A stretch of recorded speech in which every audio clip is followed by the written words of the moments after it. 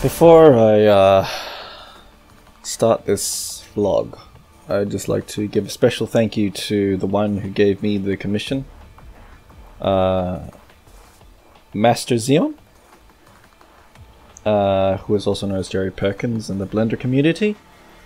Essentially, he wanted me to model this car for him, and there were many reasons that I decided to say yes to this. But overall, thanks for this commission, Jerry. Another person I would like to thank as well is a guy by the name of Andre.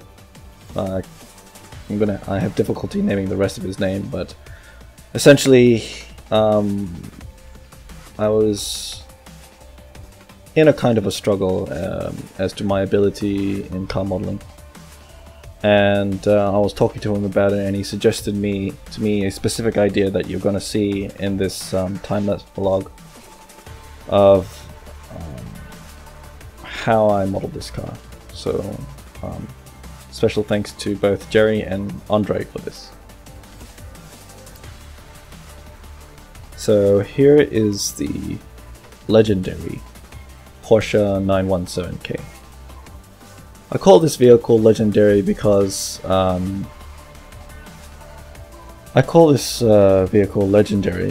I didn't realize how much of a fan base this vehicle actually had.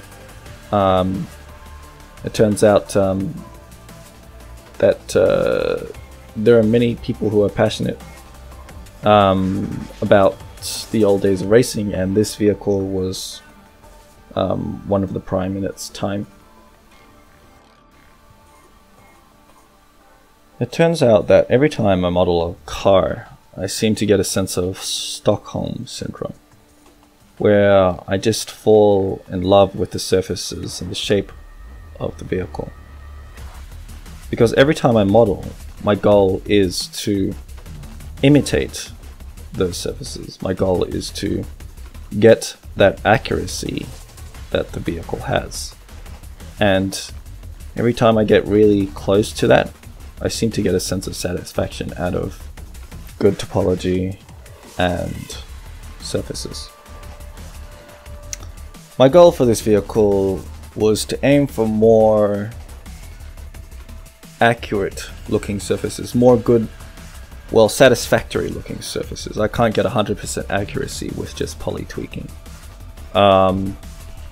So having done this, I actually decided to compromise my workflow.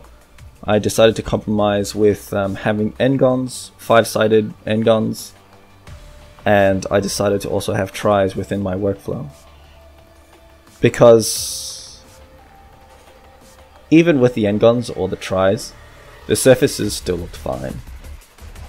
And I just thought to myself, why do I have to spend extra time adding in more edge loops just to maintain quads?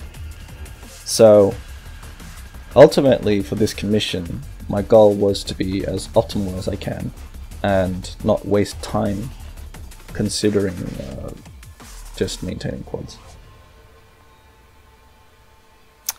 Now, if this was to be used for like a major pipeline down the road, then I would consider maintaining quads, but I don't see this being used for like a major team, a major visual effects team. I only see this being used amongst several people.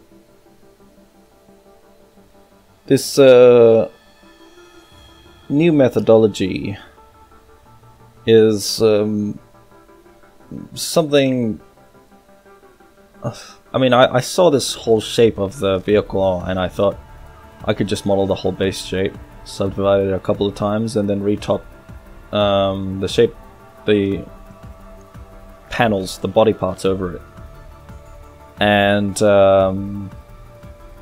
which worked for the most part.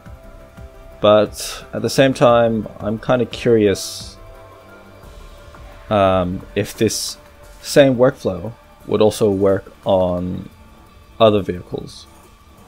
I guess it could work on more organic shaped vehicles, this kind of workflow. So vehicles like some BMWs, some Mercedes, and some Commodores or Fords or whatever. But when it gets to more geometric shaped vehicles, I feel like I'm going to be challenged quite heavily there, because let's say, for example, a couple of Lamborghini brands, or the new supercar cars like Ford GTSs, some Fords as well. I'm just wondering, like, will this workflow also work on more geometric shaped cars? Because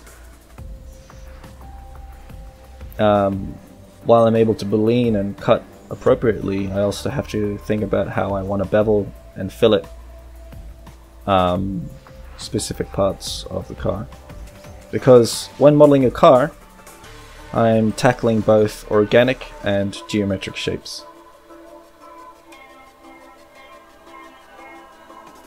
So I guess my goal after this will be to figure out a workflow that can tackle both geometric and organic shapes for a car, and achieve up to 99 or 100% accuracy. I'm pretty much kidding myself when I say 100% accuracy. But I've got to say, for this car, in terms of the surface and all that stuff, I would rate it 80%. There are a couple of areas that are wobbly in terms of reflections, and wobbly in terms of shading. But in terms of detail, I guess it's better than most of my cars. I can definitely confirm with myself that this vehicle is actually a lot better than most of the previous cars I've done. Because for a while, I was actually relying more on retopology. Because I always knew the topology, but I could never get the surface right. And the real challenge for me is to figure out a workflow to be able to nail both the topology and the surface. If anything, I don't like to place vertices in thin air. I like it when things are placed accurately and accordingly, which is how they kind of are in real life. I mean, I understand that cars have dents and scratches, but when they're bought stock from the factory, you have very clean surfaces.